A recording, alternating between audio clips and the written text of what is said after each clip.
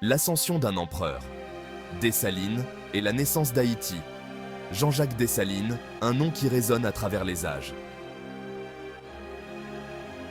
Un nom gravé dans les annales de l'histoire, un symbole de courage et de détermination. Il est un titan, un libérateur qui a conduit son peuple à la liberté. Dessalines n'était pas seulement un chef militaire, mais un visionnaire. Né dans l'esclavage en 1758, Dessalines est devenu une figure incontournable de la révolution haïtienne. Son parcours, de l'esclavage à l'empereur, est une histoire de résilience et de lutte incessante.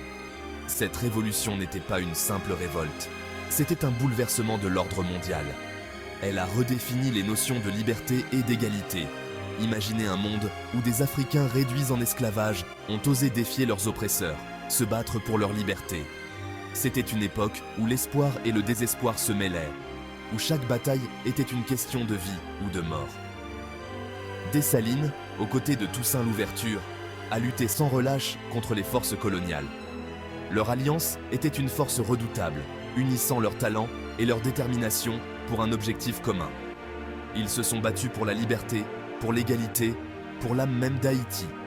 Chaque victoire était une étape vers un avenir meilleur. Chaque défaite, un rappel des sacrifices nécessaires. Leur combat a résonné bien au-delà des côtes de leur île des Caraïbes. Il a inspiré des mouvements de libération à travers le monde, devenant un phare d'espoir pour les opprimés. Ils sont devenus un symbole d'espoir pour les opprimés, un témoignage de l'esprit indomptable de l'humanité. Leur lutte a montré que même les chaînes les plus lourdes peuvent être brisées. En 1804, Haïti a réalisé l'impensable, l'indépendance.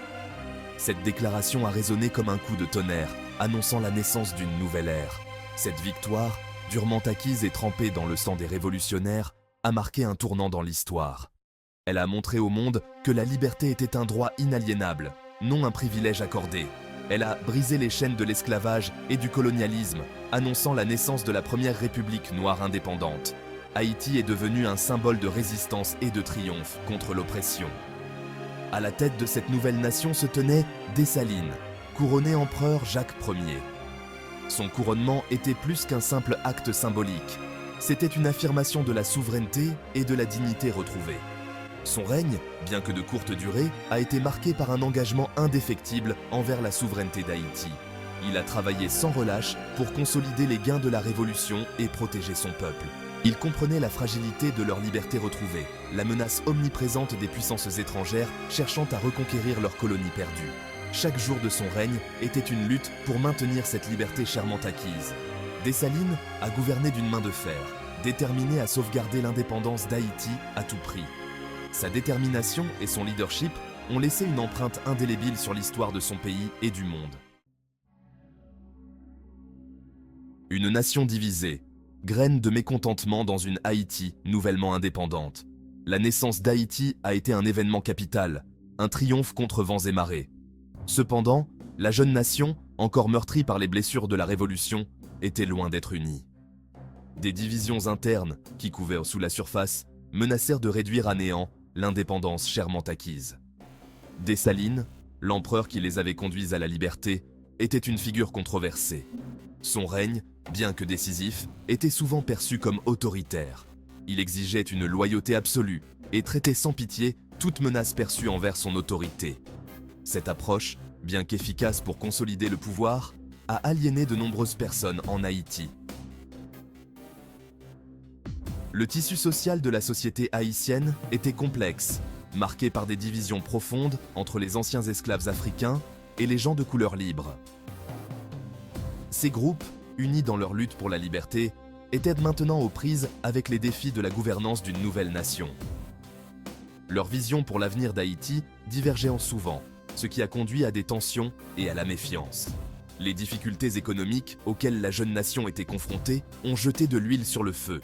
Des années de guerre avaient dévasté la colonie autrefois prospère. Les plantations étaient en ruine et l'économie était en lambeaux. Les tentatives de Dessalines pour relancer le secteur agricole, principalement par le biais d'un système de travail forcé, se sont heurtées à la résistance et au ressentiment. La conspiration du Pont Rouge, murmure de rébellion et le complot contre Dessalines. Ce chapitre explore les événements tumultueux qui ont conduit à l'un des complots les plus infâmes de l'histoire haïtienne. Alors que le mécontentement à l'égard du régime de Dessalines grandissait, les tensions montaient parmi les différentes factions de la société haïtienne. Les politiques rigides et les décisions impopulaires de l'empereur ont exacerbé les frustrations. Des rumeurs de rébellion ont commencé à circuler dans toute Haïti, alimentées par des conversations secrètes et des murmures dans les coins sombres des tavernes et des maisons. Les gens parlaient à voix basse, craignant d'être entendus par les espions de Dessalines. Dans l'ombre, une conspiration se tramait, orchestrée par des individus qui se sentaient eux marginalisés et menacés par la politique de l'empereur. Ces conspirateurs se réunissaient en secret, planifiant leurs prochains mouvements avec une précision calculée. Parmi eux se trouvaient des personnalités importantes qui avaient autrefois combattu aux côtés de Dessalines, des héros de la révolution haïtienne. Leur loyauté passée avait été érodée par des années de désillusion et de ressentiment. Leur loyauté ayant fait place au ressentiment et à la peur, ces anciens alliés se sentaient trahis par les actions de Dessalines. Ils se demandaient si l'empereur avait perdu de vue les idéaux pour lesquels ils avaient tous combattu. La conspiration, connue sous le nom de complot du Pont Rouge, a rassemblé un groupe hétéroclite d'acteurs unis dans leur opposition à Dessalines. Ce groupe comprenait des militaires, des politiciens et des civils, tous déterminés à changer le cours de l'histoire. Il y avait des officiers militaires mécontents, irrités par la discipline stricte de Dessalines et inquiets de son pouvoir croissant. Ces hommes, autrefois loyaux, se sentaient maintenant opprimés par les décrets de l'empereur. Il y avait de riches propriétaires terriens, mécontents de la politique économique de l'empereur et de son favoritisme supposé envers les anciens esclaves. Ces propriétaires terriens craignaient pour leur fortune et leur influence. Au cœur de la conspiration se trouvait une peur profonde de la cruauté de Dessalines. Les récits de sa brutalité, qu'ils soient réels ou exagérés, ont semé la terreur parmi ses opposants. Des rumeurs sur sa brutalité, réelles ou exagérées, se sont répandues comme une traînée de poudre. Les histoires de massacres et de répression violentes ont alimenté la peur et la haine. Ses opposants chuchotaient ses prétendus projets de massacre de la population blanche restante, une rumeur qui, bien que non fondée, a servi à attiser les craintes et à consolider l'opposition contre lui. Ces murmures ont créé une atmosphère de panique et de méfiance. Une rumeur qui, bien que non fondée, a servi à attiser les craintes et à consolider l'opposition contre lui.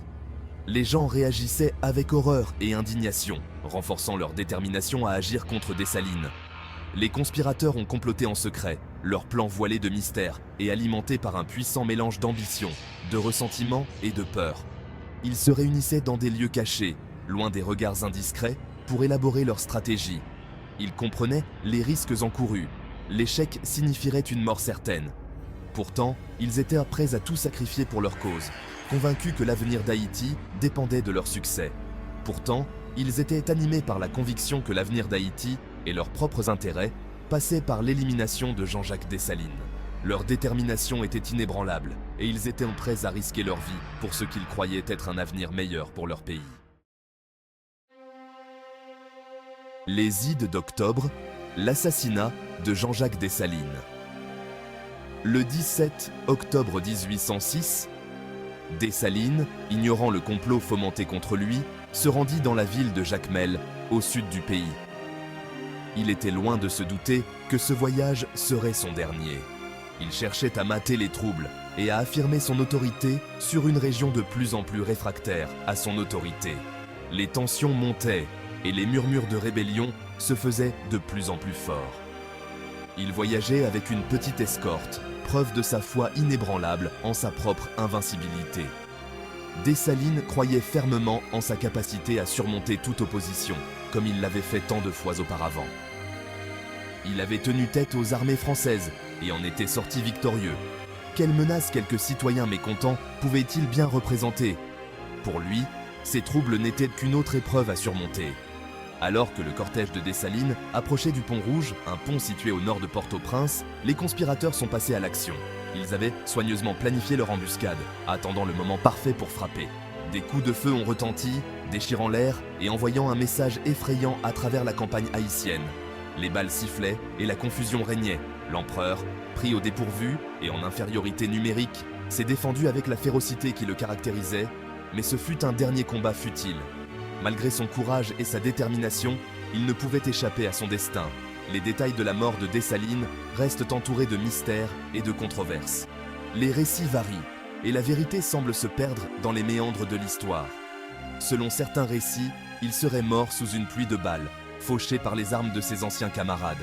Ces récits évoquent une trahison brutale et impitoyable.